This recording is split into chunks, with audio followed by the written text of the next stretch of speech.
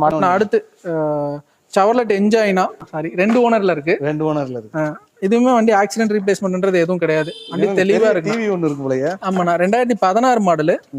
ஒரே ஓனர்ல 2 ஓனர்ல இருக்கு. Full option தான் LTZ.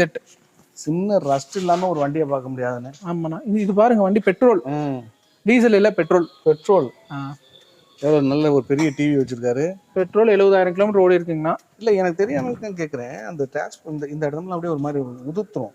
ஆமாண்ணா. ஆனா என்ன சொல்றேன், நீங்க தேடுறீங்களா இல்ல உங்களுக்கு அமைதா இல்ல நீங்க வாங்கி ரெடி பண்றீங்களா? என்ன கதை உங்களுக்கு? கொஞ்சம் மேக்ஸிமம் நல்லா இருந்தா மட்டும் தானே நம்ம எடுத்துட்டு வரோம். ஆபீஸ்ல நல்லா இருந்தா தான் எடுத்துட்டு வரோம். ஆமாண்ணா நான் சொல்லல, நேத்தே 2-3 வண்டி கொண்டு வந்தாங்கண்ணா.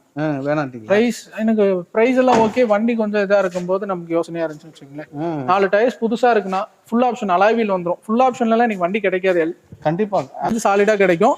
இன்னைக்கு இதே இந்த 15-16 நீங்க எர்டிகா எடுத்தீங்க அப்படின்னா இன்னைக்கு 6 லட்ச ரூபா 5 லட்ச ரூபா இல்லாம எடுக்க முடியாது. இல்ல வேலையும் கிடையாது. இந்த குவாலிட்டி எல்லாம் வண்டி கிடைக்காது. இதுக்கு வேலையே கிடையாது. இல்ல வண்டி வேலையெல்லாம் எதுவுமே இல்லைண்ணா.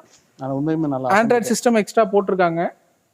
எவ்வளவு கேக்குறீங்க? ஆனா 3,78,000 ரூபாய் கேக்குறாங்கண்ணா ஃபைனலா. எங்கேயுமே ஏன்னா இன்னைக்கு மினிமம் ஒரு இதே 16ல நீங்க சேல் எடுத்தீங்கன்னா கூட 3 லட்ச ரூபாய்க்கு மேலதான் வண்டி நல்ல வண்டி எடுக்காதுல.